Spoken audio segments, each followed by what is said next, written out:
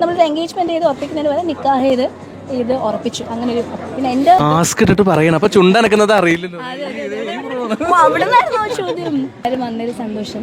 ഇത് വളരെ പെട്ടെന്ന് നടന്നൊരു കല്യാണമാണ്, ഒരു അറേഞ്ച്ഡ് മാരേജ് ആണ്.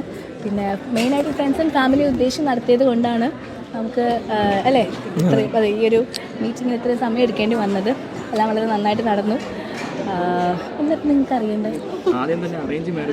അത് പറഞ്ഞു. എൻ്റെ പേര് അമീൻ. അമീൻ ആക്ച്വലി അമീൻ ഒരു ആർട്ടിസ്റ്റാണ്. He's an anchor, he's an actor. Surya ടി വിയിൽ സീരിയൽസ് ചെയ്തിരുന്നു ആസ് ഹീറോ. പിന്നെ ഞങ്ങളുടെ സ്റ്റാർ മാജിക്കിൽ ഉണ്ടായിരുന്നു, ലാസ്റ്റാണ് ജോയിൻ ചെയ്തത്. പിന്നെ ബിഹാം വുഡ്സിൽ ഷോ ചെയ്യുന്നുണ്ടായിരുന്നു. സൂര്യ ടി വിയിൽ സൂര്യ കോമഡിയിൽ ഷോ ചെയ്യുന്നുണ്ടായിരുന്നു. എൻ്റെ സ്ഥലം നാട് എടപ്പാളാണ്. By profession he's an engineer, MBA graduate. പിന്നെ സ്ഥലം എടപ്പാളാണ്, മലപ്പുറം എടപ്പാളാണ്.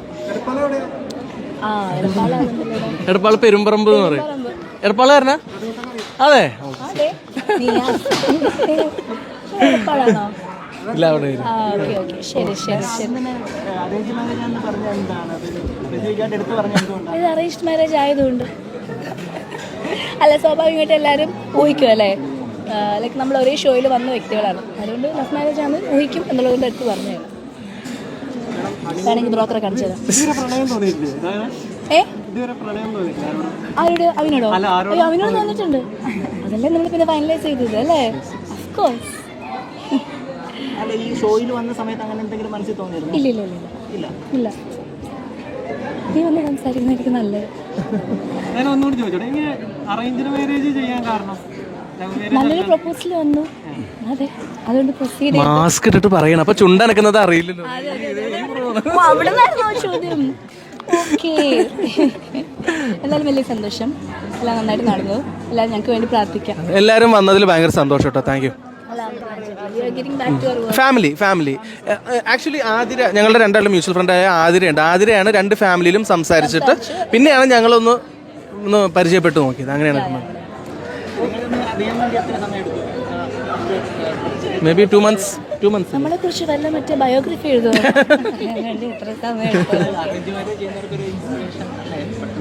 അറിയാനൊക്കെ നമുക്ക് സമയം എടുത്ത് വേണം മനസ്സിലാക്കേണ്ടല്ലേ. ഇനിയാണ് നമ്മൾ അറിയാമോ?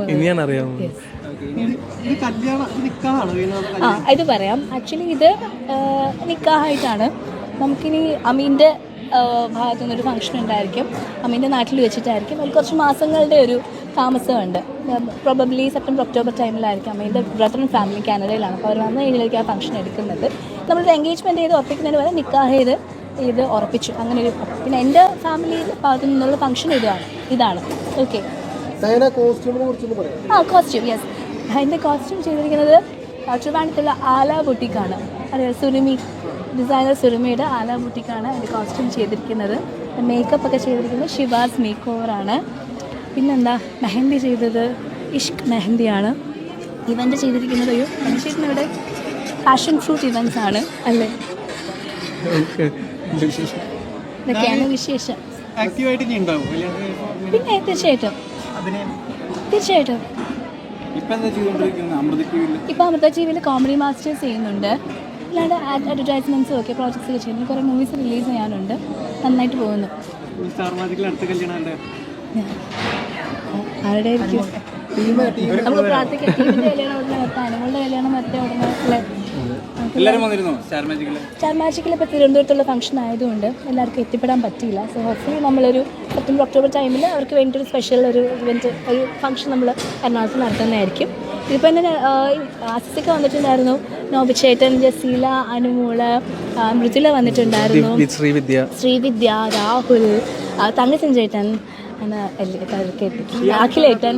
ഷീസ് ആക്ച്വലി അബ്രോഡാണ് ഇപ്പോൾ. ദുബായിൽ എന്തോ അബുദാബിയിലാണ്. വിളിച്ചായിരുന്നു, പറഞ്ഞായിരുന്നു.